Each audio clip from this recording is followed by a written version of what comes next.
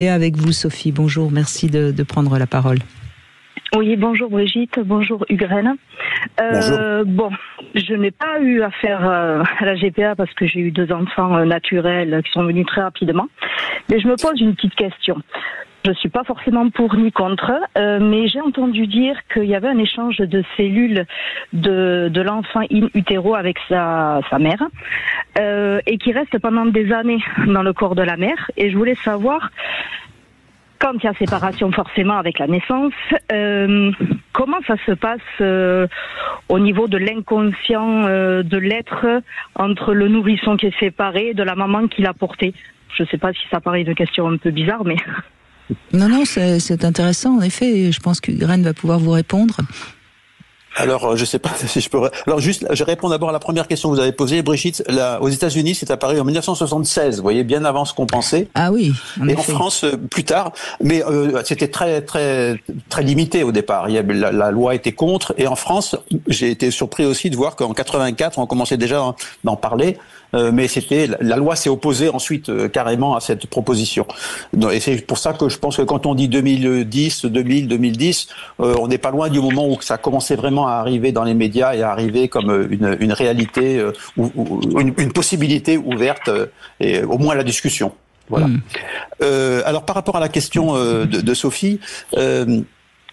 Je sais en effet que maintenant on sait qu'il y a des cellules de l'enfant qui circulent dans le sang de la mère. Quel impact ça a? Je ne sais pas, et je crois que personne ne peut répondre pour l'instant à cette question, me semble-t-il. Par contre, que l'on puisse par des approches psychologiques qui sont de plus en plus pertinentes, se rendre compte que ça laisse des blessures souvent au fond du cœur d'une femme, ça c'est tout à fait réel, on le sait. Est-ce que ça en laisse toujours? Peut-être pas, c'est impossible de dire ça, mais que ça en laisse, oui, ça c'est une évidence. Mais vous savez, c'est pareil, le sujet est très différent, mais c'est pareil pour l'avortement. L'avortement, on dit ça laisse pas de traces, et puis finalement, voilà, on n'a pas envie d'un enfant. Mais en fait, quand ces femmes, certaines en tout cas, viennent, tout d'un coup, il y a des choses qui remontent du fond de l'inconscient.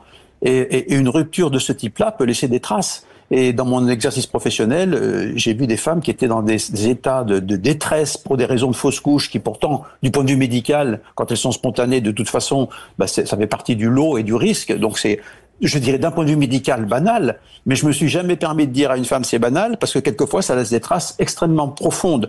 Donc oui, souvent ça peut laisser des traces très profondes, tout le temps. Je sais pas et peut-être je ne pense pas. Non, mais il faut quand même savoir que quand une femme tombe enceinte, qu'elle l'ait voulu ou qu'elle l'ait pas voulu, quelles que soient les raisons, il se passe un phénomène assez fort pour que le corps de la femme puisse accepter cet intrus, puisque c'est un corps étranger, un fœtus, quoi qu'on en dise, même si on l'a désiré très très fort. Il se passe quelque chose au niveau de son système immunitaire pour ne pas rejeter et donc obligatoirement ça transforme. Enfin, je veux dire, on peut dire ce qu'on veut, mais c'est pas anodin de se retrouver enceinte et c'est pas anodin de pratiquer une gestation pour autrui ou une IVG ou une grossesse. Et c'est des choses qui sont quand même très marquantes dans le corps et dans la psyché d'une femme. Tout à fait, Brigitte. Et d'ailleurs, ça me permet moi, j'avais beaucoup décrit ça comme une symbiose. C'est-à-dire, je disais, quand on dit il y a l'enfant et l'enfant dans le ventre de la mère et la mère, je dis oui, c'est 1 plus 1, mais 1 plus 1 égale 1. C'est-à-dire qu'en fait, ça marche comme une seule unité, ce système-là.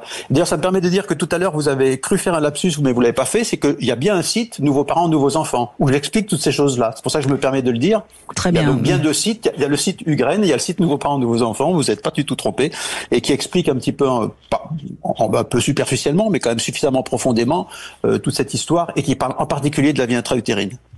Sophie, vous voulez réagir ? Oui, à ce sujet-là aussi, parce qu'en fait, quand on a affaire à aux médecines alternatives chinoises et tout ça, souvent quand on y va pour un enfant, dans les questions il est posé est-ce que l'enfant est désiré, comment s'est passée la grossesse, comment s'est passé l'accouchement, et il en ressort souvent qu'il y a des répercussions, comme vous savez des vaguelettes sur le fil de l'eau quand on lance un caillou. Bien sûr. Juste pour le sujet personnel, j'ai eu la première grossesse a été difficile. La naissance a été difficile et à 4 ans, vers 3-4 ans, 4 ans, 5 ans plutôt, mon fils avait des excès de colère et tout ça. Et à chaque fois, on me demandait comment s'était passée la grossesse et la naissance. Donc, je pense quand même que l'enfant, même s'il est désiré par le couple qui l'adopte et tout ça, je pense quand même qu'il y a des restes inconscients dans son âme, dans son être, quoi, en fait. Oui, c'est vrai que la médecine chinoise va beaucoup dans ce sens-là. Après, si on s'intéresse un peu à certaines spiritualités, on entend des choses qui vont complètement dans ce sens-là. Et c'est vrai que on aimerait bien dans notre monde moderne que tout ça soit uniquement médical et qu'on soit. Mais c'est pas. On le sait. Hein, on sait très bien que le corps parle aussi. Oui, nous sommes des êtres et pas des robots, tout simplement. Et c'est peut-être mieux quand même finalement. Oui. Enfin moi je trouve, oui. Même si parfois totalement. Notre corps nous trahit un petit peu, mais c'est pas un robot. Ukraine, oui. Oui, je pensais quand j'entendais Sophie, je me rappelais une fois où on m'avait demandé d'intervenir avec un médecin de médecine chinoise justement, et on avait beaucoup échangé sur la vie intra-utérine, sur l'accouchement, avec des mots très différents, et finalement. Comme chacun arrivait à traduire dans son monde ce que disait l'autre, on s'était retrouvés à la fin de la soirée, tous les deux à boire des coups ensemble et à échanger dans une passion commune, parce que finalement, on regardait la même chose, mais avec un point de vue un tout petit peu différent, et échanger comme ça sur un sujet qui a une réalité, avec des points de vue différents, c'était très enrichissant pour lui et pour moi. Donc voilà ce que ça. Je pense qu'en fait tout se rejoint, comme vous le suggériez, Brigitte, en disant que les approches spirituelles, les approches psychologiques, les approches physiques, tout ça se rejoint. Et c'est exactement ce que je pense. Et c'est comme ça que moi j'ai pu développer des choses sur la naissance, c'est en prenant tout ce que dit la médecine, tout ce que dit la psychologie, et puis tout ce que dit ce que j'appelle l'évolution, qu'on peut appeler spiritualité, mais qui est le fait que nous sommes des êtres en devenir et que nous avons un avenir devant nous. Et donc, en tenant compte de ces 3 dimensions, c'est comme ça que j'ai pu comprendre un peu mieux la grossesse et l'accouchement et le lien mère-enfant. Oui, et ce que vous disiez, Sophie, de votre fils qui, vers 5 ans, avait de la colère, etc. Bon, c'est son vécu, c'est ses blessures, mais tout ça peut aussi se travailler et on peut aller mieux et c'est ce qui fait aussi toute la richesse d'un être humain parce que ce sont ses blessures, c'est ce qu'il en a fait qui fait que il est apte à évoluer aussi. Voilà, et voilà tout. Donc peut-être aussi que certains enfants nés par GPA deviendront des personnes avec beaucoup d'humanité, etc. Donc voilà, donc on est évidemment c'est toute la complexité de l'être humain et c'est pour ça que je prends tellement de plaisir à vous écouter tous les jours. Voilà. Merci Sophie. Merci beaucoup. On va continuer dans un instant, Ukraine, avec d'autres témoignages. Je vois que c'est un sujet qui en effet fait réagir et c'est très bien.